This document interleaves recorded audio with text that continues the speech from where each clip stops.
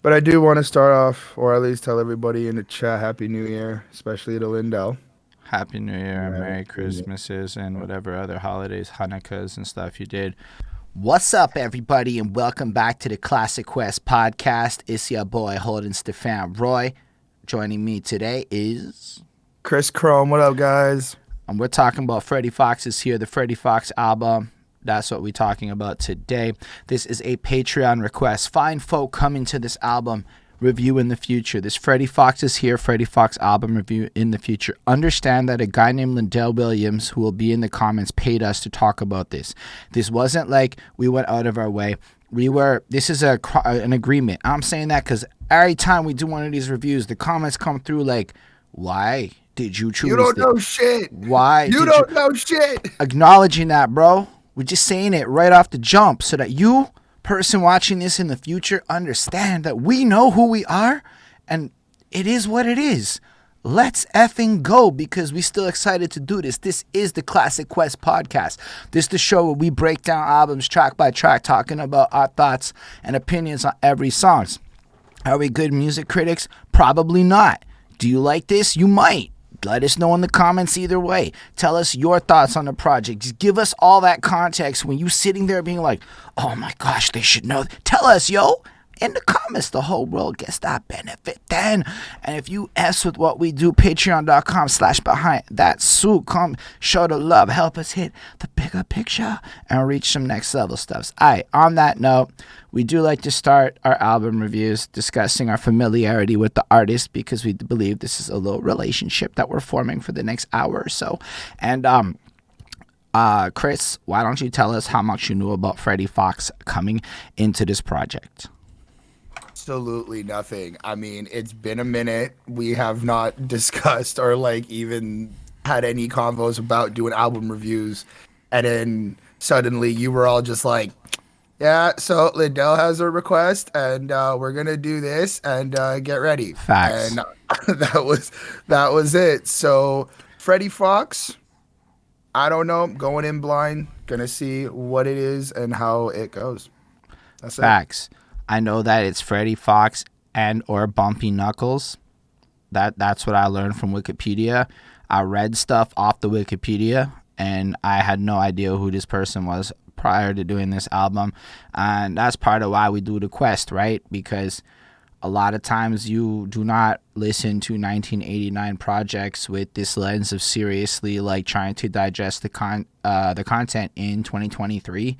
And whether or not you think our opinions count for much, it's an interesting experience to explore the time capsules of this project. Because I can tell you, there are a couple of bars on this project that was like, man, they've been complaining about that since '89, and like those moments to me are effing precious. Am I censoring myself? Yes, the beginning of the review. We trying to stay monetized up in here. We will be saying the F word later on, I promise. And for those of y'all watching this on YouTube later on, we live on Twitch doing this, and we will be playing the music on the Twitch stream. And then if y'all want to hear it, come to Twitch in the future, because unfortunately YouTube be what it be, so I'm cutting all that out the final YouTube video. On that note, Chris, what do you think about the title and the cover of this project? I think I honestly like. I think it does what it's supposed to do. It shows you who Freddie Foxxx is. It makes it clear that he's here. He's ready to rap. He's got that like serious face, and he kind of looks like he's not afraid. He's not afraid of anybody. He's not afraid of MCs. He's got that like confidence in him. It's just kind of very just straightforward. It's not really abstract or anything. So it's cool. Like very very cool. I mean, I go back to 1989, and I feel like everything I'm about to say has to be taken with the lens that, like, the whole landscape is different, right? Like, in a lot of senses, there's not an internet to push your product. There's not a lot of the same tools and visuals and different elements that we're comfortable with today that we take for granted even. So, in a lot of sense, if it's your first album and you're, like, part of a clique or you roaming around, I kind of get it. Like, bro, I don't need to say anything else. Freddie Foxxx is here. That's what this project is. I'm here. You about to get to know me. And on that note, I kind of like that, right? Because it's like that's my expectations coming in is I'm going to get a sense of who Freddie Foxxx is. And I think that's a cool like idea that isn't often explored when you get some of these more other album titles that take it in different directions. But it just makes me feel like Freddie want to get to know me, and so he's, or in a sense, like he's trying to give a part of himself. And you look at that album cover, he's looking you in the eye there. It's got like a little thoughtful look in his eye, you know what I mean? Like a little nice look. He seems like a fellow that could probably take me in a fight, but also will spit me nice poetry. I like it. I like the simplicity in it. And when you look at some of the more grandiosity, it almost feels like a counterance to some of the bigger over the top shit. Like, nah, we so good at this, I'm gonna keep it simple. Agree that aspect of just like I don't need to be so flashy or like super dramatic in terms of like the album cover, and just keeping it simple does give him that leverage a little bit. Fair. I don't know what else to say, but since we're showing the album cover and all that, you do gotta talk about it. Hashtag fair use things. On that note, the first track is The Master. Christopher. One thing I've always liked. One thing I've always loved is the like live DJ scratchings, like just mixed into the instrumentals and giving that like live performance feel has always just been really crazy. With that being said as well, I do feel like this song, just the way it sounds, it kind of has like, I feel like this is felt like it was recorded live a little bit. It kind of sounds a little muffled. It even without like sharing the screen from Discord, because I know that might change a bit. Like even the actual song itself felt like a little bit muffled, a little bit more theatrical though. Are you saying that the 1989 sound quality sound like 1989 a little bit? I mean, yes, I am saying that, but some of the other songs on this project don't sound the same to this. Like they don't sound as like again, muffled is the best word I can say. But I like this though. I like how he comes in and just shows you like exactly what he can do, who he is, and how he like just kind of rhymes and spits the flows. It's very good. There is a lot of stuff that like you can kind of take away from, but it was kind of like it's gonna be one of these albums, and I know that I'm like I'm gonna struggle with this, but I thought it was a good intro. Thought it was cool. I like it had those punches. It had like the nice little break loops in him. It had like that. Okay, we're switching from whatever I listen to this, and at first I was like, I'll get a bit easier later on in the review, but it was a cool song. It's a nice little intro. 4 out of 5. There we go. That was Chris Chrome, everyone. So I wanted to point out that Eric B is on the beats as well, making that production, which I find you can hear the style in, and it does kind of play into like whatever sound I guess was coming out that Eric B Rakim camp. I don't know what camp it was. Sorry, I'm ignorant sometimes, but like you can feel it, and it really made it more appealing to me because it is excellent production. And while it's not like my go-to, I can't deny the fact that these loops are fucking banging. They're like the right level of upbeat that they make me pretend I can dance in ways that I don't know any of the moves to. Like that's what's happening to me. Like my body want to start jiggling and shit. And I think it's incredible, and it makes this song so easy to listen to. That's before we talk about the rapping and stuff, because I do feel that Mr. Freddie Foxxx glides over this beat effortlessly. Like every single line is delivered perfectly in the pocket. His energy is really powerful, and it feels like he's kind of on like that Chuck D tip of booming energy that kind of rides over a big beat like this and makes it just fucking, it's so cohesive.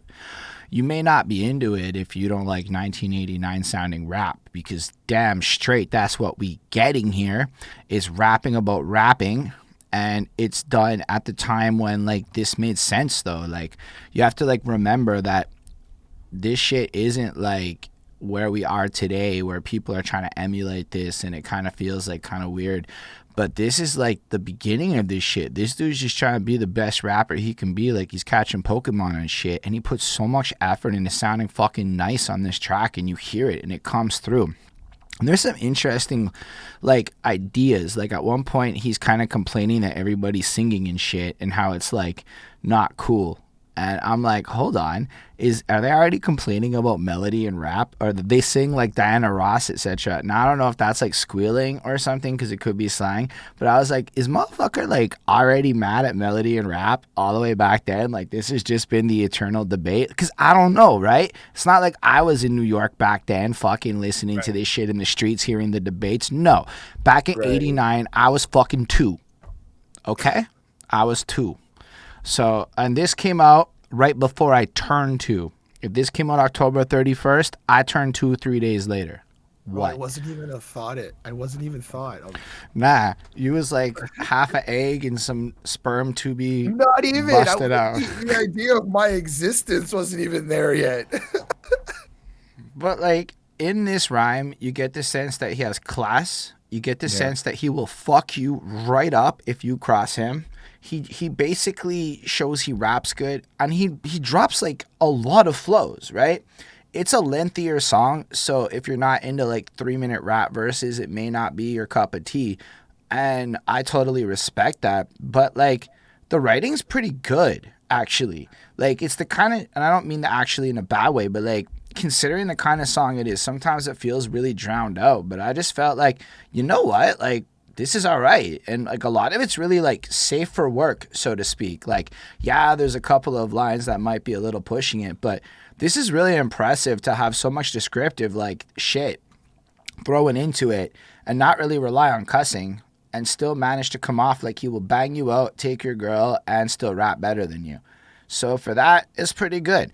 I'm throwing all the caveats that you gotta like the style for what it is. And my first thoughts hearing this was, I don't want the whole album to just be this, so I'm real glad to say the second song flips it up and gives us a different thing. But when I think about it, right, like it's '89, you have this project, this is your introduction to people, you're trying to prove you're the master. It kind of makes sense to just go in for 3 minutes just rhyming straight, like I'm rapping better than everybody type shit, because he treats everybody like beginners, etc. I don't want to go through all the lyrics and stuff. I feel like pretty much everything here, minus the slang points that like he commented on, are really clear. But I did want to point out this one thing, because when rappers annotate their own genius, I mean, that's the man himself. So the line in question is, I learned that from my main man, and then whoever wrote the lyrics up here put Cool G Rap in parentheses to explain it. No, it's not Cool G Rap. Rap from Fort Greene Projects in Brooklyn, original gangster. He is the one of the back on the Paid in Full album cover with his hand on Eric B's shoulder. Boom. Knowledge. That's what's up. That's the rap in this line. Anyway, I thought this was a pretty good start to the album. For me, like, subjectively, it's not something I would really listen to a lot. But if this came on at a party, I'd be okay with that. I'd be dancing and shit. So it's not like a Holden jam, but it's a fun jam. So I'm giving this a 4.35 on 5. I really enjoy it. Did you give a grade? So very quickly, I gave a 4 on 5 to this song because it is actually a really good intro to the project. Second thing, you need to restart your mic because you got that whole statically glitchy thing. And while you're doing that, we're going to go to the next track, which is Somebody Else Bumped Your Girl. Before anything else, can we just point out that now I know that you push a button to make a sound, like a sound restart, and I'm just picturing fucking man sitting there. I don't know if they did it like that back in the day, but I'm just picturing man sitting there with the sex moaning sound being like, just pushing the button 100 times, giggling. Because that's what I would do. I'd be giggling, I'd abuse it, and they definitely in this beat chopped up that fucking like sound a lot as they were doing that shit, and I was like, this is fucking funny. I really enjoyed that use of that. But Chris, how do you feel about Somebody Else Bumped Your Girl?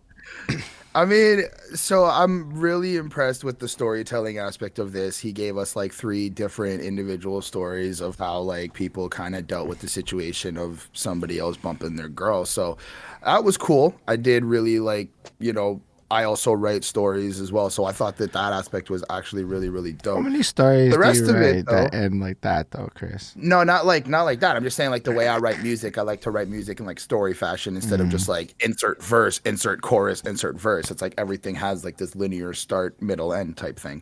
So that's cool. I do appreciate that. I find the beat to be very like funky, and that bass line we were talking about a little bit earlier is like that's super dope. Like it makes me miss like live band performances with rap. Like I'm so used to just having these like producer made and just like already everything there made by the program. It like kind of, it reminds you like, yo, they used to do this live. They used to really like have real instruments and used to like kind of get a different feel of it. So that Aren't was they cool. sampling?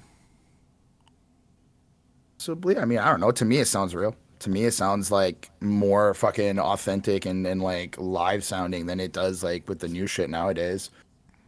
My own opinion. Um, so when we get to Jesse's verse, I mean, I felt a little bad, bro.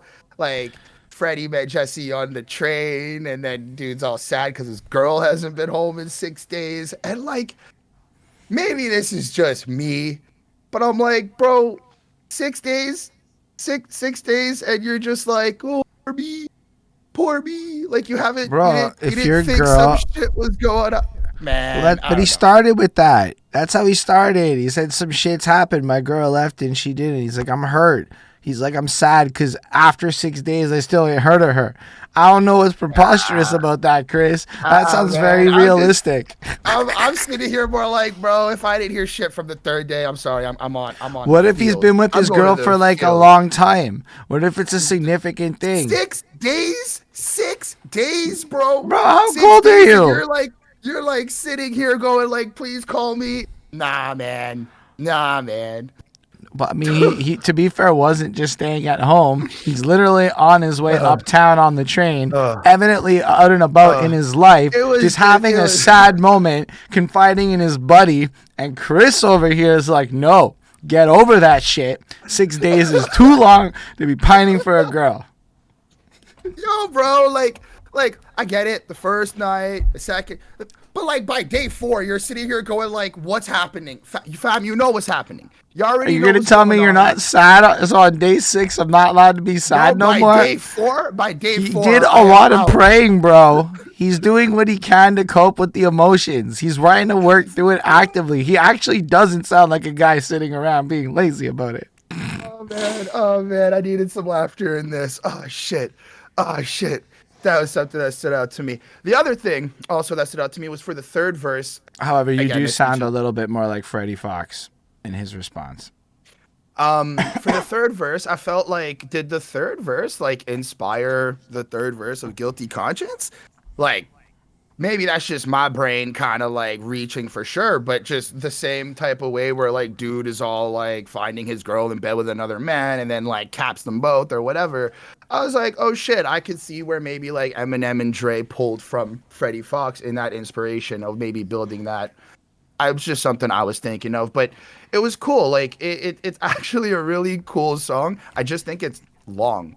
Like, and that's really my only criticism about a lot of this project is that a lot of these songs are just long, and that's probably just because I'm more used to now things being like fucking 2.5 minutes to like pushing 3. Anything past that, it's like, okay. But that's just me. That has nothing to do with the song or anything. It's dope. It's dope. I gave it a 3.7 on 5. Fair. I enjoyed this one a lot. I think it's just a complete vibe. Like, you get the first track, he's braggadocious. Introduces himself. And then he gets kind of thoughtful with it on track 2. He's just trying to let people know, bro, if you think it's probably happening, bro. Somebody bumping your girl. And it's interesting because I never heard that verbiage, right? Like, I don't know. For me, bumped, when I first heard it, it sounds like killed or something. Like some like Italian mafioso hit or something. So that was my first thought. I think it's contextual. Like I've heard like Joe Budden say to like his friends, like, "Yo, somebody bumped your girl," and I think it's like just contextual. Maybe like, he's quoting this song. I mean, there's a lot of when we go back to the older 1989, songs, bro. You don't know how. My point though, a lot of the older music we go back and listen to, I'm like, I think about some of the modern things I listen to and the references, and I'm like, oh shit, that's where that's from. Or so. But I like how the first verse is like, "Alright, so you know that girl, she leaves you early every night. She ain't going home, bro. You wrong." And he's just giving advice. He's just like, fellas, she gave you a song and dance and shit. and while she's to your face is romancing you, the facts of the matter is somebody else bumped your girl. And then it's like, and the thought of it wrecked your world. It makes you mad, don't it? Like, this is the most trollishly interesting song. Like, he's simultaneously giving you advice, laughing in your face, and telling an interesting story. And I love it. That bass line is ridiculous. That bass line is like intoxicatingly good. The melody is something I find just like I could just listen to this beat all day. This might be my favorite track on the project. Spoilers. It's just what it is. This song is so fun. The way he rapped it, I mean, he's in that calm cadence of storytelling voice, but honestly, it's also preposterously well done. Like, it's well done, but also preposterous. And I don't know. I enjoyed it a lot. I like the Jesse story. It sounds like some realistic shit that happened. And then he kind of goes, but then here's what happens. Mans goes and shoots up people. And then I'm like, oh shit. Shit, he went Rambo over this. Like girls Is it be the like, same person? that's Like, I thought it was Jesse. three different Jesse people. broke stupid and pulled out a tool. And then that's Jesse that went Rambo, bro. Okay, I'm dumb. I didn't catch that. I thought it was 3 different stories. But anyway, doesn't matter. And so that's Jesse out there after running him. It's like wild. He just met dude on the train, and then Jesse snaps after seeing him. So maybe Freddie Foxx's like reaction to him was like a trigger that made him snap. And maybe it's like advice. Like, that's not the right approach. Maybe this is my 2023. We know a lot more about life since then perspective. On the other hand, he's just pointing out how kind of weak Jesse is being here. He's looking a little crazy. It's like, don't act like that, I think, is the bigger message. I don't know, Then, man. What I love about the Jim Stone verse is that it's like, okay, so Jesse's just like this regular schmo, but look, you can be like the richest, baddest motherfucker on earth. Your girl could be so bad that in 10 other states, which I thought was so specifically funny, like 11 states over, there's a badder chick or something. Anyway, but I get the point. She's fire. He's rich and shit. And then she meets Gus, which is great because we have a cat named Gus. So, you know, all I could picture was Gus, the cat, being a player. Wow. And Wow. yep. So then Gus got slick and took the girl into this whole story. And then Jim was all like infuriated on this mission, comes through, then goes ahead and murders them all. Why? Because somebody else bumped his girl. So the takeaway is, if you bump somebody else's girl, that man might murder you or come back. So like, there is a threat there. There's all kinds of lessons baked into this, you know? And I'm willing to bet that Freddie over here just be out there not having his girl get bumped, watching everyone's girl get bumped and the reactions to the men around him. And that inspired this song from the True Lessons of Freddie Foxx. I know it sounds sarcastic, but I'm being actually sincere here. I digress. This shit's like a fucking 5. I was entertained. The beat's incredible. The rap is great. What the fuck else could I want in a song? Maybe this is just like my anxiety brain, but like it could also be like Freddie giving reasons to why he stays single. Like, yo, everybody out here, like, because in a way, he's also like It's a good explaining, segue like, I don't into the next I don't- track. like, I don't really trust women as well. And I mean, he doesn't directly say he don't trust women, but there is this like, bro, your girl isn't trustworthy. She's not loyal. So it's like, Somebody else for me, bumped your girl. right? So I thought that was also kind of cool. Like, there is very many layers to this. Yeah, I like the song a lot. Anyway, the next one is a follow-up because it makes sense, as Chris just said. Once you explain a little bit of paranoia, you need to follow up, though, and remind them that it's not all ladies, right? That's just Hair's girl. Then we talk about the ladies jam. That should be the Discord server. All right, Chris. Chris, how do you feel about the ladies jam? I really like the beat. I really like that, like, Super piano, xylophone. That was just so cool. I think that's probably one of the best parts of the whole song. I like it. I really do like how he took like a moment and just gave them like a song for them, and it's not like loving them or like some type of romantic way. It's really just party out to this, and I thought that vibe was really, really cool as well. I like how he goes, if there wasn't no girls in this house here tonight, I wouldn't be standing here rocking the mic. And I'm like, you know what? After the fucking performancing years, the performancing summer we had, I'm kind of feeling the same. I want to rap to women. I want to rap to women. Fair. Fair enough. That was a I love, lot. I I love know. everybody. Don't get me wrong. I love everybody, but Everybody's I like, I don't completely understand what the fuck y'all are understand. talking about. Understood. I completely understand Freddie. But all in all, I mean, it's a fun song for women to jam out to and party to. If this What came up, on in Pixie? like a club, I know. Oh, hey, what up, Pixie? I know that, like, I would be moving because it's just such a bop. All the women would be moving. It's cool. Like, it does what it does. So it's a 4 out of 5. Like, I ain't gonna. I love the fact that it's just like, so all the ladies clap your hands and let's call this one the ladies jam. I was like, wait a second, how many songs are called the ladies jam back then? Because like if you did that like right now, I'd be like, that's some goofy, like, bro, what the fuck shit. But then I was like, what if like he just had never heard a song called the ladies jam before and he's like, fuck it, that's the perfect name for this shit. I was like, with like that frame of mind attached, I'm like, that's alright. And then sometimes when I listen to this older shit, I gotta really remember that like the rest of it has not happened yet. But I just love how this is just like, bro, I'm on stage, I'm rapping, I want y'all to be sexy so that I feel like I want to rap more. And I'm like, this is a great like idea that is like, and you could argue this is like from some pioneer level shit going on. And motherfuckers today would make fun of somebody for trying to do the same thing because they'd be talking about somehow this isn't what pure blah blah blah music is. But at the end of the day, it's kind of nice. Like he's just describing an ambiance where I'm like, yo, if this was playing, you could picture everybody in that room dancing. He's having a great time rapping his ass off about the women that he wants to like impress in this thing. I don't know if like this is some Drake shit, but like it's still like fun. Like the beat's fun. Everything about this is like actually pretty fun.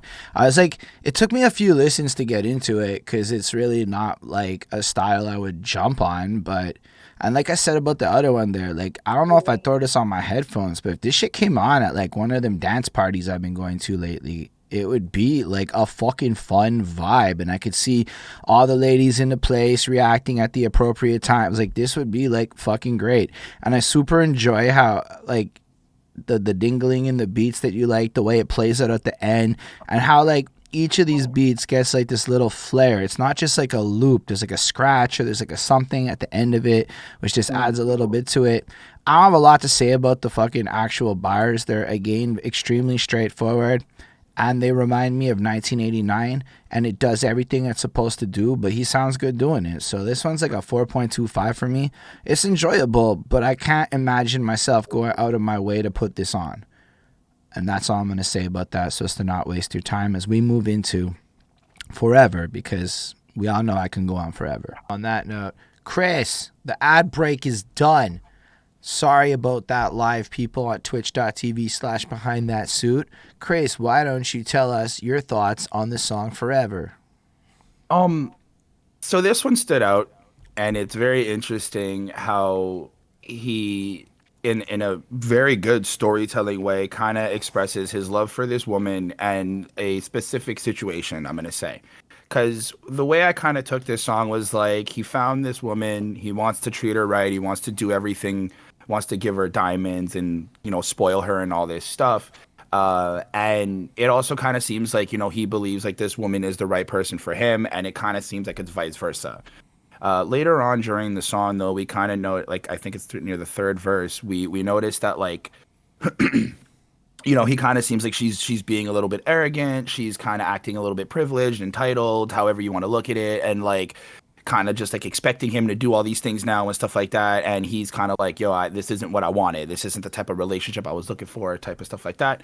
And like as a song itself, I kind of understand it. Like I've been in that situation, and I can understand how, like, especially dealing as like being a rapper and making money, and the higher you excel in life and stuff, it's like things do change. People may change based on how much money you make and the type of life you give them and shit.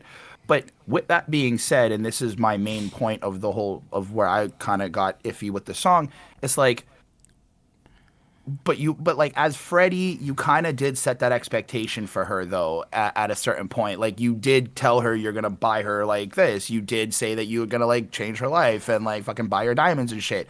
So for maybe that's just me making this like super personal in my life, but that's how I kind of took this song where I was like, I get what you're saying and how like you are dealing with this woman who's like kind of changing throughout your evolution in life, but also like I can't sit back and be like, yeah, but you kind of made it sound like she didn't have to do anything, like you were gonna support her to infinity type shit. But that was really just my whole thing with the song. Besides that, it's really good. I do think it is consistent. I think that the switch to this like slower R&B romantic vibe is actually really cool than from before when we were getting some of the higher paced, upbeat like dance vibes and like I'm the best rapper vibes. So it does show Didn't diversity. just as I'm like looking at it, it kind of implies she left him. And then he was mad, and then she comes back when she gets broke after leaving him and taking half his shit in a divorce. I mean, I never asked you for nothing, always give, but your head's getting real large like like you live, being real hateful and every ungrateful, trying to disrespect the man that made your whole plate full. Kind of feels like she's taking advantage of him and he just tried to like support her and do the thing. But then it's Like over, and then like I don't know. It feels like I'm not saying we don't have the full side of this. I get your point. I'm just no, fair enough, fair enough, fair enough. Questioning. But that was no, for sure. But that's really just kind of where I felt with that song. But overall, I did give it a 4 on 5. I do think that he's very good at like writing these detailed stories that leave you with this type of thinking. Like when an artist is able to make somebody who's never heard anything he's done ever have like be able to have a conversation like this, it's like, okay, bro, you are talented. Like you do have thought provoking content. You do have writing capabilities that are fucking great and not just like super basic. So 4 on 5. I gotta give him credit. The project's called Freddie Foxxx Is Here, and like I said, I felt I would get to know Freddie Foxxx a little bit. And I do feel like in the last 3 songs, we got a lot of his opinions on women, and they are very different opinions depending on the context and whatnot. So kudos to that, because I just think it's like, there's not a lot of albums I think you hear where it's like track 1 is I'm the best rapper, and then tracks 2 through 4 are related to ladies in different capacities. So that's an interesting sequencing of ideas, because it kind of fades out at a certain point and it goes back and forth between like braggadocio rap and like girl rap, and then even mixes them in some of the songs.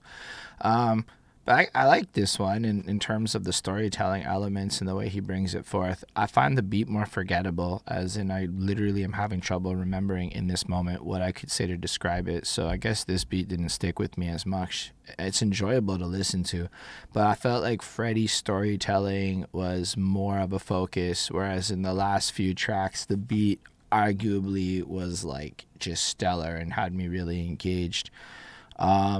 I like the way he rolls through it. Just kind of describes almost like this old-timey love song of a man going all out for his woman, not feeling appreciated, and then, you know, she leaves him, and then she gets broke and comes back to him. I can kind of see where you're coming from with regards to how he starts that third verse, but let's say he's been divorced in the context of there's some shit's happened. I can see how the whole verse is just setting up a mental state. And overall, it's like, wow, forever don't mean anything, because when push comes to shove, everything I gave you wasn't good enough. Which you could argue he could just do better. That is an approach, or something else went wrong. I don't know. I wasn't really there. Maybe he was pretty negligent and unappreciative of her dishes washing skills or something. I'm really unsure of the full context, but I do think it's like an interesting look at how his lack of him not feeling appreciated is really what sets him off. And I think a lot of dudes get fucked up over feeling unappreciated in some ways, whether or not his reaction is appropriate. I think it touches on something real. I think all 3 of the tracks he did about girls touch on some real shit, and a lot of it like being emotion rather than just the storytelling. Like it's tapping into like, yo, don't spiral and go fucking murder people because some chick broke your heart. And here it's like, understand, ladies, that if you don't appreciate these great things a man's doing for you, there may be some fucking scorn later on. Like it feels like pretty cool lessons and stories. I like it. This one's a 4 for me because I just feel like I would listen to it less than the other ones, but from like a objective point of view, it's equally as well made as the other ones we've heard. I feel like pretty much the whole album was really consistent. And at this point, if you like what it sounds like, you're going to like the rest of the project. And if you're not into the sound, you're going to struggle with the rest of the project. But he keeps it really consistent and changes the songs just enough to, like, you know, make it worth talking about the rest of them. So Stop, Look, and Listen is the next one. All right, Chris, you should go close your eyes and talk. I don't know.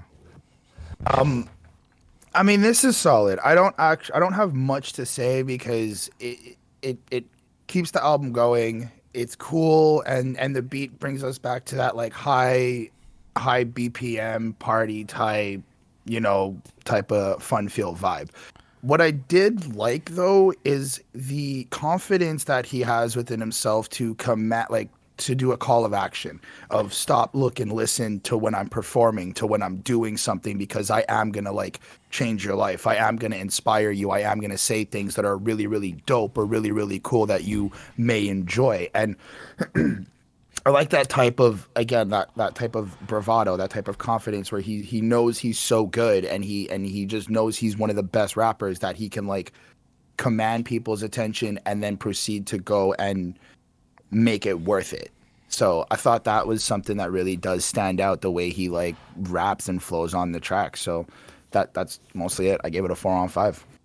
That's fair. Chris has hit the part of, I don't know what to say about this. And I'm going to be real with y'all. I don't know how much I want to run through all of the lines being like, these are great puns. This is like the microphone mangler, MC Strangler, milky as silk pads. Fair. You know, rougher than Wrangler. Fair. It's all pretty straightforward at this point. Like, I don't, Pretty fair.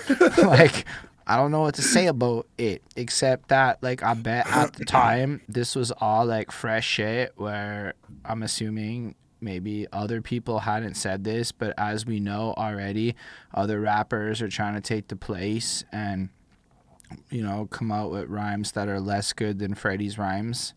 And if I really get into the lyrical shit, it'll just turn into me commenting on how people still rap like this today, or at least the same themes are being explored greatly and excessively. But I did really enjoy If You Want to Go Out Like a Wimp, So Be It. That to me is great. Like, it's just, bro, if you want to look like a wimp, go look like a wimp. And I'm like, fair. Like, you don't even need to be better than that. Like, that was just enough. That was just a hard lyric. Like, my mom would say that shit. And I don't mean that in a bad way. It's just so powerful in its, like, simplicity. One of those like realizations of life. It's one of those just like slap realities. Like, you could try a lot harder in a lyric and it wouldn't hit as hard as that lyric did, at least for me. Otherwise, the beat's nice. I like the scratching. I like the versatility in the beat in the verses, where it's less feels like a loop and more like an experience where like both of them are just jamming out, you know, having fun to it. Like Eric B or whoever it is there kind of doing his little thing in almost real time. Or like it feels like one of those tracks where like the producer built the track around the vocals to just sound hyper, and I really like that effect on it. It's literally the same kind of feedback. I would listen to this at a party and it would make me pretend I can dance better than I can, and I would probably not otherwise listen to it very much, but I really like it. I think it's really cool, and I can see how a bunch of people listening to this made a bunch of shit I listened to growing up. So I'm going to give it a 4.25. And Lindell just kind of says it's a freestyle. I believe that. I believe it. And 4.25. That's going to bring us, I guess, to the next track, Serious. All right. So before we go and give our little reviews on this track, we do have our special guest, one of our friends, co-hosts of our Perspective show. We got to give that shout out as well. And somebody who definitely knows a lot about New York hip hop and a lot more about hip hop than we do. I want to introduce a good buddy of mine, Flacko Bayo, Littyyy Bro Flacko. Yo, yo, yo. Can y'all hear me? Yes. Yep. Perfect. Word. Word. Thank you. Thank you for the intro. What's up, gentlemen? So I'll start over again. So, Okay. right. I guess I'll start right over again. So Right. So we're talking about Freddie Foxxx, gentlemen. Um, Freddie Foxxx, I pre-texted it to the people listening, right? Freddie Foxxx is also known as Bumpy Knuckles. Back in the days in New York City, we didn't name ourselves. We would get our names given to us because of what we're known for. So my name was Dutch Vega, and that was because I was known for rolling lots of blunts and always carrying Dutch Masters with me, right? And on occasion, I would carry some Garcia Vegas with me, which is where the Vega came in. Um, so I got named Dutch Vega. Bumpy Knuckles got named Bumpy Knuckles because of the story I'm about to tell. Well, not because of the story I'm about to tell. I'm pretty sure he got named that way before this story. But this story, like many stories I'm sure other people have of Bumpy Knuckles, illustrates why he is named Bumpy Knuckles. So I once upon a time worked at a company fresh out of high school called Superstars 2000. Superstars 2000 used to put on music industry showcase shows where they would showcase artists to industry people, or at least that's what they said they were doing. Um, Freddie Foxx, the Superstars 2000 was located inside Burt Padell's offices inside of Atlantic Records. um, Burt Padell is known famously on a Biggie song with 112 Only You remix, or the original, I believe, um, where Biggie quotes Burt Padell's name. Burt Padell was Biggie's accountant. He was also TLC's accountant. I believe he was named in the biopic that they did on TLC because, like, he's part of the reason why they went broke. Um, Shady guy. So I brought that up because, like, these people were shady people. The industry is notoriously shady. So, like, uh industry showcases being like a way to get artists to, like, give you money is like an absolute way that a lot of shady people in the music industry have made, like, side money throughout the years, where they just, like, fill artists heads up with, like, oh yeah, you're gonna be seen by this industry. We got people from Atlantic Records that are gonna be Yo, in the I building. swear I was sent a link for one of those this week. Yeah, they still happen to this day. When I know that for a fact. And same as nowadays, they get artists to pay No, we're to good. We're good. perform. Flacco, go. We oh, was I not supposed to be going that whole time? You were supposed to be going. Chris is just delayed on the chat like it's almost a meme. Oh, okay, word. Right. No, I So don't know what happened. all good. So the the point being, these are shady industry people. They worked in Burt Padell's offices in Atlantic, right? I don't know further background on the story of what this all stemmed from, right? All I know is that this showcase that I was working for them during, that they were putting on, was going to be put on at Club New York. Actually, this incident happened at Club New York, which is the infamous club where Shine shot up the club and got, like, arrested. Where Puff Daddy and J Lo were with Shine, and that whole big controversy that happened. So this was at Club New York, and the industry showcase they were putting on was going to be at Club New York. So finally came, like, I think, like the prep day. We were at Club New York. It was prep day, so, like, artists were coming in and out to prepare for the showcase the next day, and or maybe earlier that day. I don't know. Those memories are a little foggy. But the point is that my boss was in there. The guy that ran Superstars 2000 was in there. I forgot his name.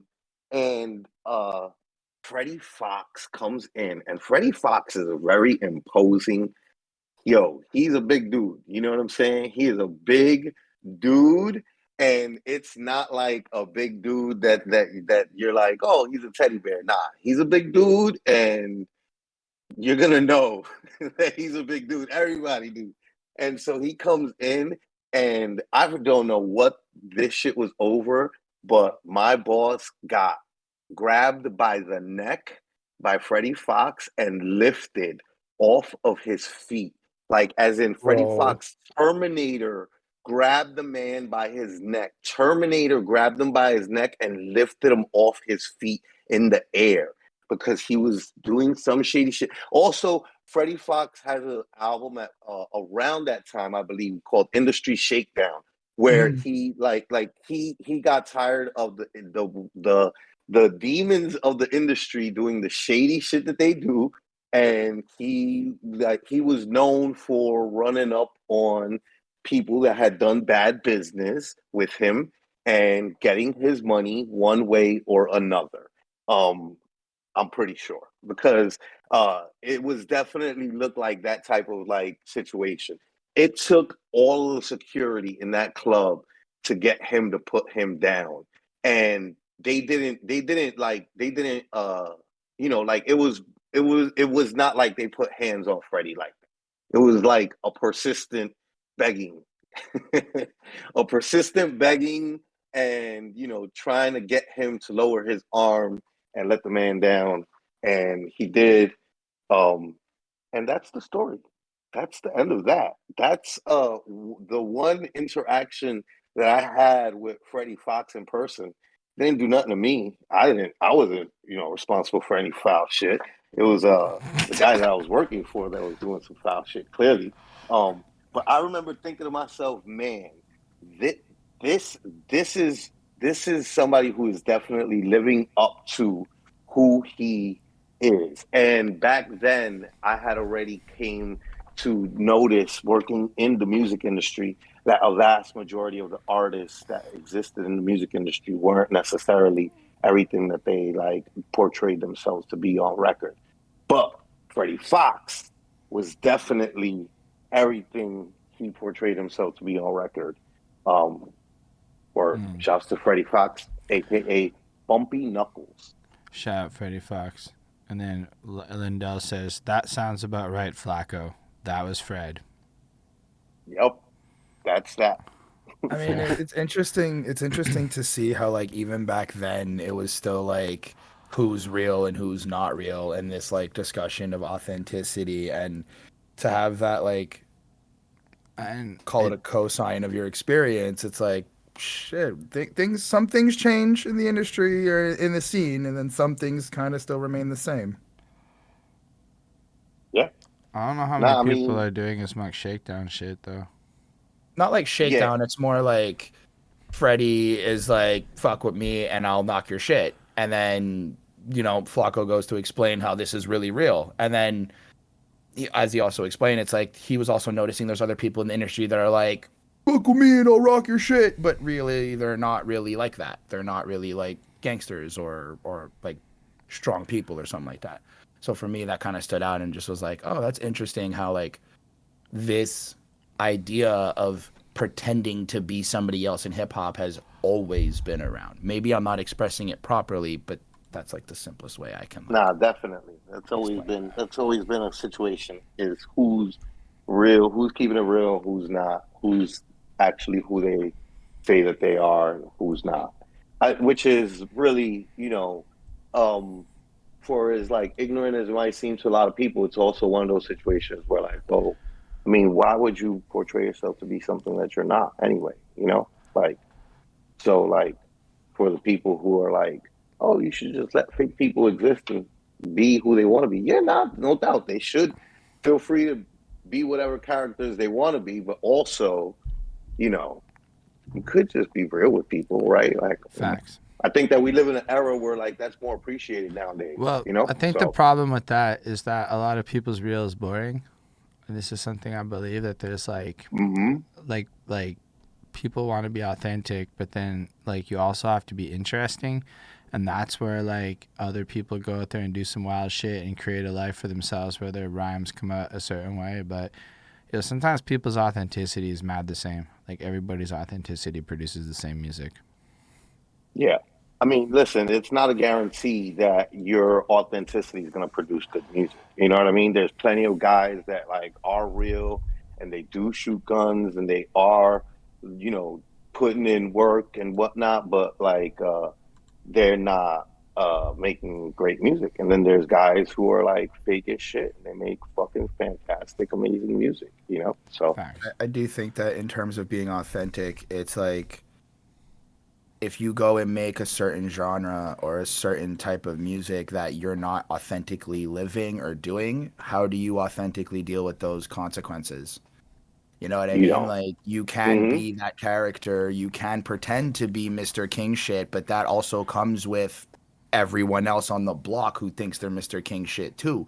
Where yeah, your life might be a little bit boring, but hey, Yo, you but want to fucking interesting doesn't have to be violent. I'm gonna throw no, that of caveat course, on there. absolutely, absolutly. Um, Yeah, but yeah, I no, mean, you got to remember also with a lot of this stuff, right? It's like in our interviews, right? We ask mhm, people, you know, how what age they were at certain points, right? So like mm, Freddie Foxx that you guys are listening to on this album is probably like what? Like we're probably talking about like a This 18, is 20 something year 89, old. super young. 89, look up his age on Wikipedia and I He's let's go 53 right reverse from now. there, Nah, I right? mean, So yeah, wait, he was he's born in born in 50, 69, so he's 20. 60. He's Yeah, he's 20, 20 20 and a years half. old in 89 when this album, mm, probably 19 years old when he recorded all Right. this mhm, stuff. You know what I'm saying? So like you got to take into account like that and then also, you know, the age of a lot of this stuff. So like this is all, you know, early stuff, you know? So like Super this facts. was the beginning of things, you know, it's going to sound not as the same as what's happening now um and also it's a different era back then when things are happening. So like when all these like growing pains are happening in the music industry and hip hop, it's because literally hip hop is coming of age. You know what I mean? As mhm. like these are all firsts that are happening. You know, Yeah. so I mean, that's. right. I feel like it's like the main caveat that has to be said when listening to it, because when you really go bar by bar, yo, a lot of stuff that came after this is probably more complex, but then it's like that complexity doesn't exist if it wasn't for these dudes coming up with this level of innovative. Right. Definitely he was a part of the last generation. These guys were kind of like they were the blueprint for a long time and a lot of the rappers that came out in the 90s ended up emulating these guys' flows.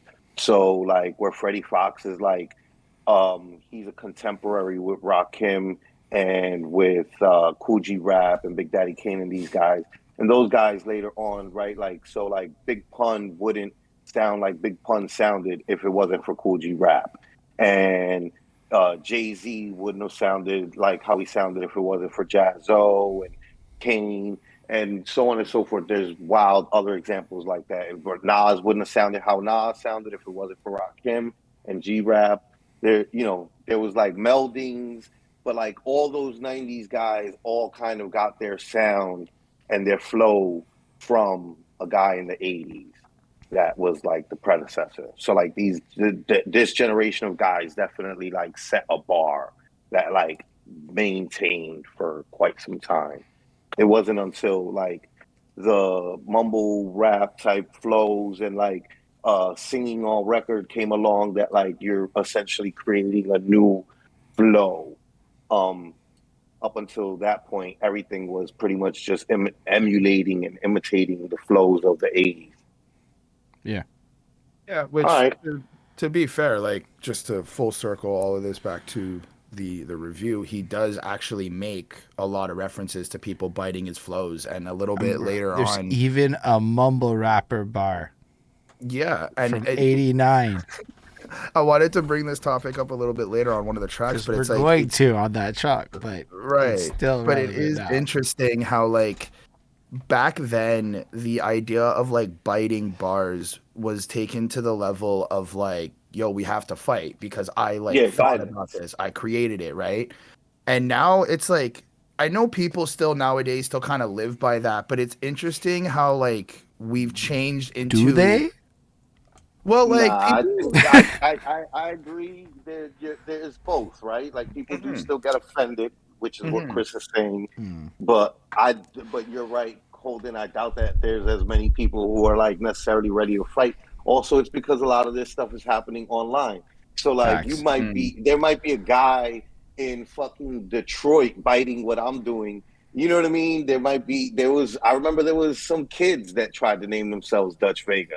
And I was just like, what are you guys doing? I already got this name. I already laid claim. I'm already here. You're gonna have to find something else. You know what I mean?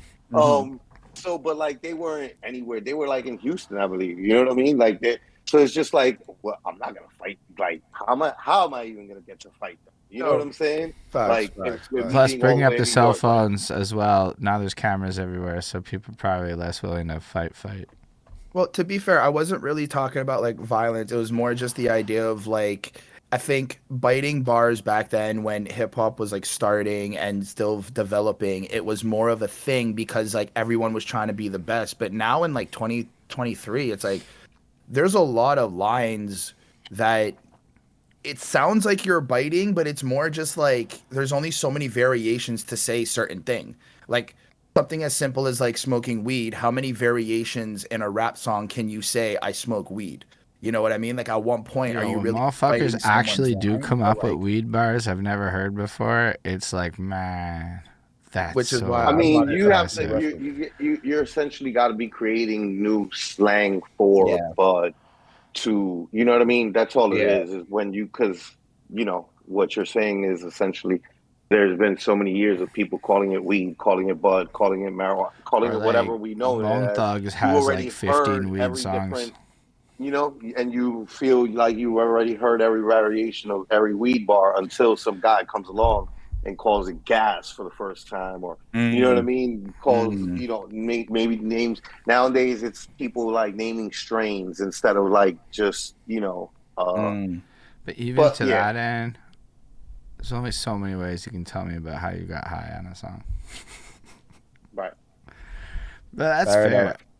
I don't know. I mean, all that to say, like, I still think that Freddie brings a lot of emotion to. It's not just that, which is why he had all those girl songs there before it, because like, that was a really good move. Fair enough. Yeah. All right, guys. Yeah. Thanks for Well, the go. story. That was Are you really gonna No stick problem. interesting. around? You gonna stick around? I'm You gonna head out? I'm here. I'm here. I'm just gonna be Awesome. silent. Let you guys keep on doing your show. Just was coming with the story. No, but I like the All right, story Joe. because it super ties into the serious song, right? Because, yeah, we still have the Right. serious song. While I get down, this is serious. Serious enough to run up on that promoter and get his money. But what do you think about this song, Chris? So before we had the story, I kind of just felt like it ended up being just a I'm serious about rapping and let me prove to you why I'm the best rapper and like all of these things are just super serious. Like I didn't really give me more than that. I kind of literally wrote y'all don't want the smoke, I'm better. Like that's what I was left with when I listened to this. But now kind of understanding the story and kind of getting into like maybe a little bit more of who he is, it's like it's not it doesn't sound like it's so much about rapping. I could also picture it how it's like taking the craft seriously and taking himself seriously while doing his craft. So that's kind of really my whole thing on this. The beat's okay, the song's okay. I felt like it wasn't up to par with some of the other ones we've had so far. But it's still good and he raps really, really well. So, 4 on 5. Yeah, he's super in the pocket. He's super clear, super confident, ready to go. It's hard for me to, again, really come through and dissect these bars. They are mad clear. So clear they don't require that much. And if I tried, I'd probably get it wrong on some, I don't know, fuck all about 89 slang. So, overall, dude rides the beat well. Everything sounds production-wise proper on this one. It's also one of those ones that doesn't stand out to me as much as other ones, but what it does do when you're bumping the project is it sounds different than the other things. You're not left with the sense of like, oh, this is exactly what I heard. I mean, you might be like that if you're listening to an 89 album and not like applying your proper lenses and shit, but I really feel like there was effort made into kind of making the song feel different than the other ones, while still lyrically he's more on the I rap real good and I'm doing my shit properly, but he does and he sounds real clear. And I know it's not much more insightful, but if you're into it, it's really cool to listen to, because I feel like when you think about like we were just talking about, in the sense of everybody rapping after this, like they heard this, it adds this level of like, these guys are saying this shit. Like, I'm like Rikers, Buck Wild in Dozens. Like, he might be the first dude to ever say that shit. I'm not saying it is 100, but like, you think about it in that context, and it's really cool how creative it is, because they don't have all these other references in the sense that we all do now to go back and study. So I really like the fact that he's bringing that ethic of, this is just more than rhyming to me. This is like a lifestyle. This is who I am. And that like deeper message is kind of dope. But overall, it's one of them rapping about rapping songs that a lot of people I know would fuck with more than me. This one was less. If it came on in a party, I would bump it like that. But that's just preferences and shit. I'm not as into the super long outro shout out things, but I respect the time and that a lot of people did that. And it's really cool to see the people he was affiliated with. And it's like some really fucking powerful company. Overall, this one's like a 4 on 5 for me. It's a good song, but I don't know that I would call it standout that much. But the next one's Very great. quickly. Oh, Very quickly. very quickly. Just with like, because you mentioned like the whole shout out things at the end. It kind of struck something in my brain. I feel like we should do that more. Like, just in live performances and like shout outs on tracks and stuff. I think we need to bring that back, because for some reason, it gives me this sense of like community with like, when you're shouting out to other people, you're like also kind of trying to put on for your peoples and your other squads. And I feel like we've a little bit regressed from that. I mean, I know certain experiences, you and I personally, we shout out our homies all the time and we do all the love thing, but like, I've never liked listening to them, so I don't personally want to make them. But that's fair, just a me fair. thing. I'm just thinking more in terms of like, I guess, Like, I think about culture. I that think we J. should bring Cole that back. skit at the end of his album where it's like 13 minutes of him. I'm like, nah, nobody needed that. But fair enough. Fair. But maybe y'all can let us know in the comments. That sounds like a great comments question. On that note, Ain't No Sunshine is the next track. How do you feel about this one? I like this one. I like the sample of, I don't know if it's a sample or if this is the like original song, but I like the Ain't No Sunshine When She's Gone. I have many other tracks that have sampled that part and made remixes of it, dance mixes. It's really good. It's always been one of the like few lines that has always just stood out Ain't over No time. Sunshine by Bill Withers. There we go. What really stood out to me on this track though was I like how near the end there was like some harmonizing, just kind of with everybody. So that was dope. And I also like how he's very vulnerable on this song. I feel like we got some of the songs where he was like, "Women, do your thing," and then the other one where he's like, "Yo, like just kind of get over the fact that she's like cheating on you and shit." But this one, it's like Without murdering people. or murdering people, yes. No, or, without murdering people. He's trying to tell you, Right. don't murder people because of a girl. Right. My bad. But I did like how he like is just expressing that he's alone and that he's hurt and that it's just without this person being here, whatever the situation is, he doesn't feel like himself. And the way he just kind of like goes on to explain it is really, really cool. I resonate with this one a lot. I do think that I do think it's good. It's slower, it's softer. I like how he's got that control though. Like I like how he's able to be super sporadic and in your face and get all like all intense, but at the same time it's all like it's my girl is gone and I can't fight sadness. How in the world can I stand this madness? I thought it was love supposed to last for ages, but the way he's like speaking is very like it doesn't sound like he's crying, but it sounds like he's so like Nah, it numb. sounds like what happens after why you need more than 6 days, just throwing it out there, to get over a girl sometimes when you really feeling that way. Yo, you got murdering 48 them. hours and it's done. Move on. I'm joking. Oh my God, I'm joking. But I do like his presentation on this. I'm sitting here wondering how much you miss me. I ask myself why, but I still can't answer. Like even the way he just doesn't feel like he's forced to rhyme, but he also doesn't feel like he's losing out on anything if he doesn't. He's just really kind of expressing from his heart, and I really, really felt that and enjoyed this. So 4.2 on 5. I like this one too. I mean, I'm less enthused about the like 1989 rapping skills songs because, you know, all the time has passed. But it's amazing how like the emotional side of what he brings to the table, like all these girl songs are like, they could have come out today and it still feels the same. And that to me is really incredible and something that like maybe people should pay more attention to because like, yo, that beat sounds nice today. The sample, especially with the current like wave of like drumless beats and shit, and just pulling from this kind of era again. Anyway, so it kind of even sounds a little like it could have just been a today's song for it. And I like the turmoil and like the sadness because of like the lost love, but like then the whole track is just literally remembering all the reasons he wants to be in love. And all these really basic things where when you are sitting there by yourself and you're missing somebody holding you, or when you're sick and you're feeling alone, or just the kisses and the little things and all that shit. And I'm just like, man, everything about this sounds like some shit I felt at some point in my life. All of it. And I really like that, you know? Even though like the that's when you cried and said if I left you'd probably die, but now you're gone and I don't know why. Like, you could look at it like some corny shit, but I don't know. I feel like it's really relatable and really like in those moments, a lot of us feel exactly like that and use language exactly like it. So I think that's what makes something like this pretty incredible. It's just like, what, like almost 30 something years later, it's just like my whole life has passed and these words still can ring true today. And the beat is really nice. Like this is one of the better songs on the album to me. I'm giving this shit a 4.5 on 5. Maybe I could rap on that beat. I don't think I would seek it out though, but if it appeared for me, I would like rap on it, I suppose.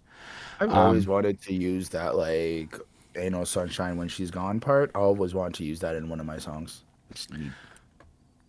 I like how it ends. Like, I'm lonely cause she's away. Like that's like, it's like an honest fucking line, you know? Like it's so simple, it's so clean. And it's like so vulnerable. This is a great song. Bro, it's crazy how like just the honest lines in songs I feel have more impact to just overall than some of the braggadocious flagrant lines that we said. Sure, they give you some sort of value and they have some sort of, you know, impact, of course, but like yeah, like I feel alone cuz she's not here or she's away. It's just some of these simple, honest, truthful lines really I'm just... lonely, bro, because she's away. So yes. 5 words. Power. Yes. Anyway, I'm gonna go ahead and run that fucking ad break because I don't know how to do Twitch now, and in 6 minutes an ad's going off, so we may as well just do it now. Well, run the ad break. I'm gonna run, use the washroom right quick. You can talk to the people if you want, Chris, and then we'll play the next track. Keep doing it like this, Chris. Yeah. What do you think about Keep Doing It Like This? I mean, it's okay. The reason why I thought things were a little bit funny earlier is because I kind of just don't care about this song. And it's not to be mean. It's just like I found myself being very distracted while it kept playing. There wasn't really anything in like the beat that was like super... oh, I want to hear this and let me put this on replay. Like I kind of felt a little bit more like, all right, this is the project. This is the project. Chris did sigh like he's so tired of this like, shit. It felt really like this song really just. This is how part 2 of the second half goes. Like it really just kind of felt like boom. This is what it is. It landed at a 3.5 just because I'm like, I just like the song could be bad, and if I cared about it, it would like okay, at least I care. There was nothing for me in this track that made me be like, oh, that's nice. I believe Chris is saying this is some lukewarmness. Like, it's just really great rapping on mediocre type of beat that doesn't really get me feeling all great. So, don't kill me in the comments, but 3 on 5. It is pretty hard to get into this one. I feel like the last one was pretty stellar, to be honest with you. And this may have something to do with the placement. Now, I feel like they threw this Next Girl song in to break up the way that these songs kind of blend together a bit. But damn, does this one blend with the other upbeat, braggadocio, kind of I rap good and stuff. Like, I don't know. I just had a lot of trouble getting into it also, in terms of like, I don't know that I really listened to the bars so much as I appreciated the way his voice sounds as an instrument. And it sounds a bit like he's part of the beat to me, and it just plays nicely. And if this came on in the right setting, it's cool. But there are better songs on this project that accomplish this goal. Or maybe it's like that this one is even more verses because it does have that fourth verse. And maybe I've already heard a lot of it because, I mean, and it's no disrespect to like the era, but like, man, at a certain point, that's what half these albums are. So every time Lindell makes us review one of them, I feel like he knows what he's doing. He's like very deliberate and calculated, and he's waiting for certain cues and beats. He's waiting for that sigh from Chris and shit. Like, he knows what's coming from it.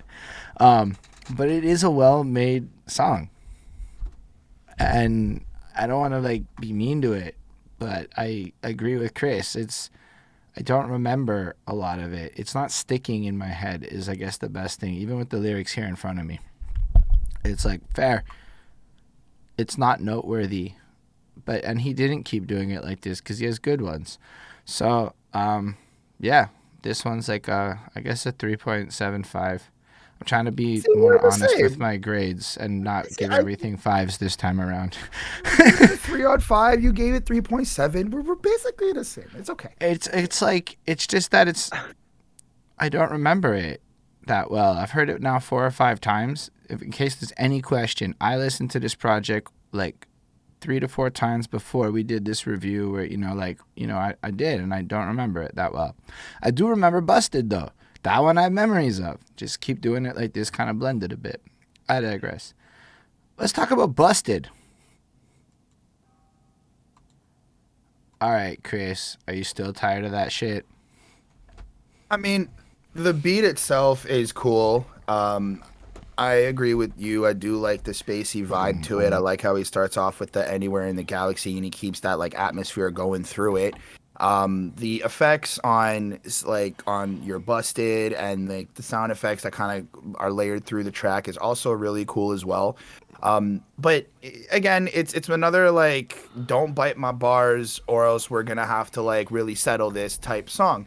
But what it does do for me, I guess, is like it makes me think like, you know what? I understand why it was so serious to not bite people's bars back then. It's like not everybody could become like the biggest rapper. Like you actually had to stand out and it had to be part of your skill. And I think that nowadays, if we're just making this comparison, or at least I did in my brain, it's like nowadays it's not just about your lyrical ability. I think it's also, your clout, your performance, your presentation, your views and all this stuff. And we've strayed away from like what really, really matters in hip hop, I feel.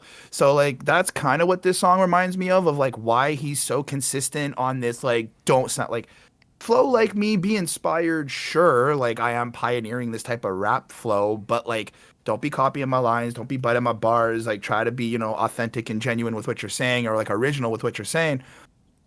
But again, like the times were different. Like it was more about that, and that's just part of what like I think this song did for me was just really reinforce that like idea like we really had to struggle to be the best. We had to say all these lyrics. We had to make every fucking syllable and every line match up, and it was all these like intricate things because we were, I guess, very passionate, but also we were very competitive with it. Nowadays there is more competition, but there's just more access to being able to get into the gate of the competition, I guess. So it was cool. I mean, it was cool. It was a 4 on 5, like pretty solid. I like this one. I feel like for the lyrics, it's like you get like a mix of a lot of what we've gotten on the project kind of put together in the same song.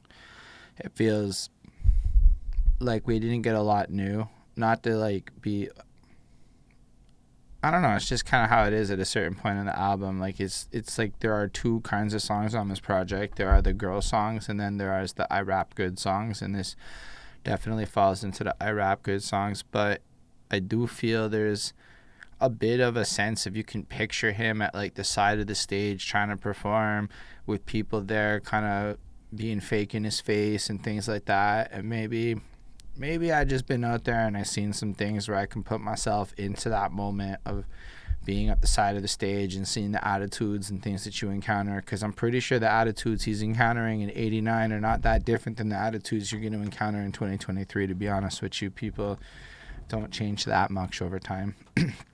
So maybe because of that, I can have that extra little bit of context with it. But overall, I felt it was pretty lengthy of a track. It didn't bring a lot new to the table in terms of this album. However, I really do like the bass line a lot. I feel like that bass line is such a groove. It doesn't really change much. It just kind of changes pitch, and then it goes down in pitch, and then it goes up in pitch.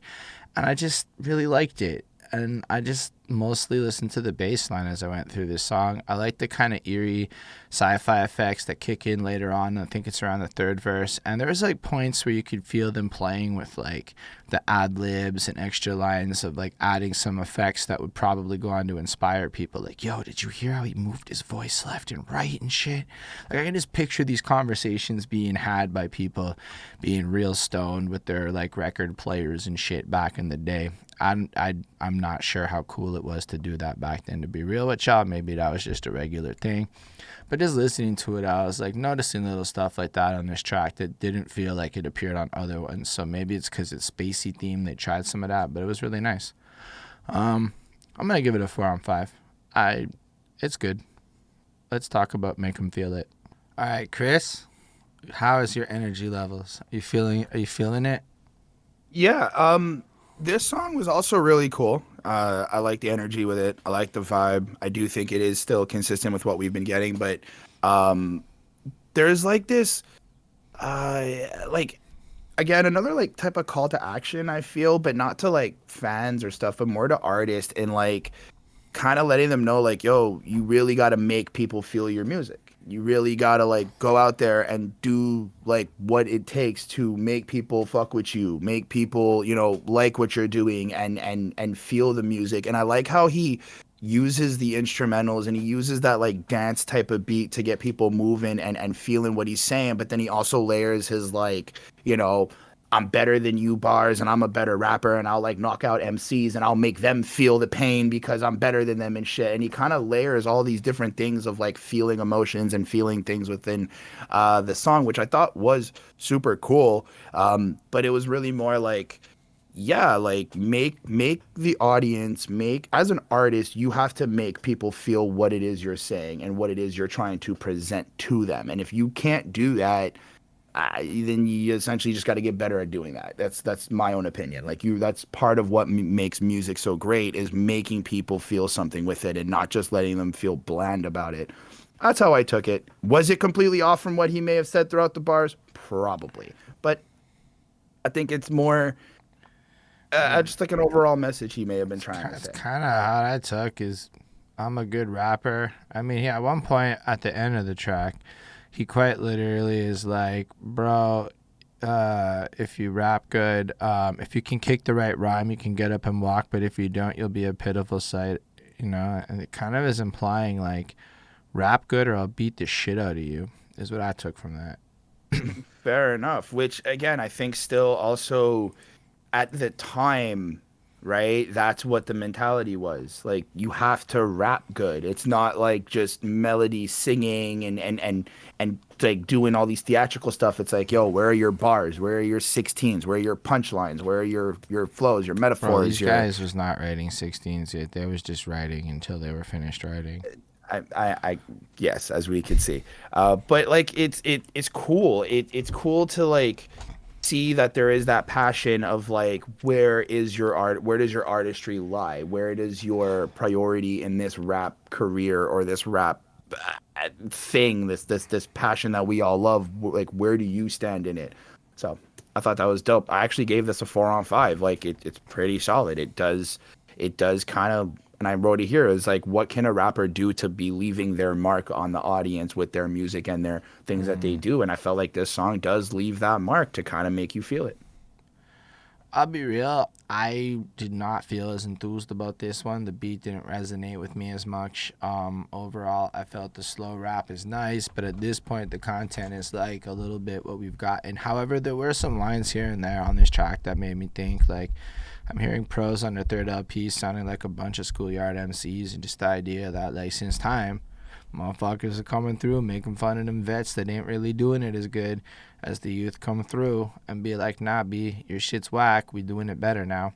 And, you know, I don't know exactly what he's talking about, but you can kind of picture who would be on their third LP at that time and their overall sounds versus what these guys is coming and doing. And it really is kind of like, nah, we on a wave. We changing shit.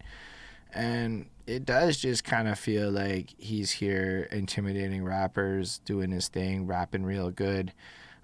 Consistently coming up with new styles. You can bite him if you want, but that's corny, and he's still going to be better than you, and that's just the end of it. Overall, I'd give this another 4 on 5. It's well made, but I'm definitely feeling a burnout on this kind of vibe of this project where, like, I'm like I honestly, there's still 2 more songs is a little bit my feeling. Not that I'm like mad at it, it's just I kind of like, you're hoping that it's not going to just be 2 more songs of this and that there's a bit of a change up is where I'm at, but we're still going to run through it all. I don't remember if you gave your grade or if I cut you off. No, I gave it a 4 on 5. Fair. Anyway, Freddie Foxx Is Here, the title track. That's the next one. Let's go. So I'm not too thrilled, to be fair. And it's not because it's bad. It's more just like, and this is just a Chris thing, but why did you put your title track at number 11? It just kind of feels like, yeah, I know who you are at this point. Like I know you're here. You've beaten me down with your lyrics. You told me not to bite your bars. You told me not to do this. You told me to act right. You told me not to murder people. Like, it just felt like as the title track itself, it just near the end, I was like, okay, this didn't give me the same impact. Maybe I'm just focusing too much on the fact that it is the title track. Sure, but besides that, it's more like, this is everything we've gotten. It's consistent, it's cool, the beat's not like the greatest compared to the others we've had, and yeah, like, it really just feels like he's just reinforcing why he's good, and that, like, why people get excited when he comes to, like, grab the mic and start rapping, because he's really just that good, which, all respect to it is good rapping. I'm just like, okay, like, could have put this at like number 4 or number 3, and I feel like it may have been a little bit more impactful in terms of just. But then the other song that came here, you'd be saying the same thing about, except for the fact. Well, that no, it's the because my title issue track. is that it's the title track, right? So When if is the it title wasn't track supposed to go? I don't know, man. I don't know. Sometimes I have like for me, it's like, this is the song that is the album. This is supposed to, like, to me, it's supposed to be like the banger. It's supposed to be like the reason why you called this project the this, right? I mean, if you're gonna do it that way, and then that's a big it just ends up being like a regular song to me, and this is really just a Chris Chrome thing, and this is nobody else's opinion but mine. But it did come down to a 3.5 on 5. Like, it's just, cool. I mean, I feel like I like the beat more than I like the last one, but then as we get into it, I like his flow. I feel like he does some different shit. I feel like it's really cool, but at this point, I don't know that there was a lot new for me here. I feel like some of the earlier tracks that were more of this nature were just more upbeat and more fun and, like, more, like, crazy, and now at this point we're just like this is for the people that prefer this style versus the other style, and there's a lot of little different things you're getting here, but from a song point of view, it is just more of him being there, being a better rapper, and you're gonna bite him and he does his thing. But I gotta give him credit that he really is coming with different flows and making it, like, versatile. I just don't know that I feel it that much, and that's probably just, you know, the time, and I take into full context. So I think it's a well-made song. I would give it like a 4. I just personally don't care at the moment. I like his girl songs a lot, though. Those really stand out. Anyway, there's one more on this track, and I feel like if I recall correctly, it does sound drastically different than the ones we've been listening to. So I'm ready. I'm ready is what I'm trying to say. All right. Chris, how do you feel about the final track on this song, I'm Ready? It's not the title track, so does it get like more forgiveness or something? Yes, it does. Yes, it does. I like it. The beat seems different. It has more of like a rocky feel to it, more guitars, more bass, more on that like that side of music. So that was super cool. I like how he's kind of like just addressing to just be ready at all times. Like if you're going to be a rapper, if you're going to be taking this craft seriously, you got to be ready to perform. You got to be ready to rap. You got to have your shit locked down. I know there's like one of the lines here where he's like talking about when you run out of stuff to rap about, you're going to start sweating because you're just not ready. And it's like, I take that more in like a bigger aspect. I'm looking at it like it's not just about running out of things to say. It's more like, are you ready to, if somebody's like, yo, we got to perform tonight. Like, are you ready to, like, are you in shape? Are you ready to go? Are you ready to keep the show going? Are you ready to entertain everything? And I like that. It was dope. Again, great bars, great lyricism. The thing's pretty solid. Am I a little bit beaten down by this point for this project? A little bit. So I do think that does play into how I feel with this song, because it's more like, oh, I'm happy it's almost over, but at the same time, I'm also like, it still kind of feels the same lyrically, but whatever. That's just my preference. But overall, I mean, it's solid. It ended at a 4 on 5. I really kind of stick with the be ready. And if you're going to take this craft seriously, be ready and always stay ready. So I feel like, yeah, this is like, at this point, I like this song more than other songs on this project, but I'm exhausted of this content at this point. I don't, like, in another era, though, it isn't like, you know, I'm at another point in life, because I'm 35, right? It's not like at 35, most 35-year-olds are sitting there bumping new albums on repeat over and over again, obsessed with sounds and shit. Like, novelty is important for me. Whereas, like, you know, maybe when I was younger, if, like, let's say that production was it for me, I'd be eating this shit up. But I don't know, it's not really my sound and my era. So it's like putting the effort into trying to, like, get myself into that mindset of enjoying this is harder on track 12 than it is on track 1. But it is one of the better ones. I like the beat a lot more. I even think the way he raps and the way he approaches the content is really good. It feels like he closed out with one of the stronger songs on the project, and he's ready to take on anybody, and he's ready to come through with it. But I just knew already that he was ready for it because he had told me at this point, which feels like I'm being redundant in this review. But our format is like, the song says this, we talk about what the song says. So unfortunately, this is the feeling at this point. And to be fair, if this is like some new project and we were talking about some other shit where it was the same thing for 12 songs, we still feel like this. So versatility is great for reviewing, even if as a listener, I could probably throw on like the whole project and just let it hit play and a bunch of people would enjoy it as background music. But that's not meant to be disrespectful either.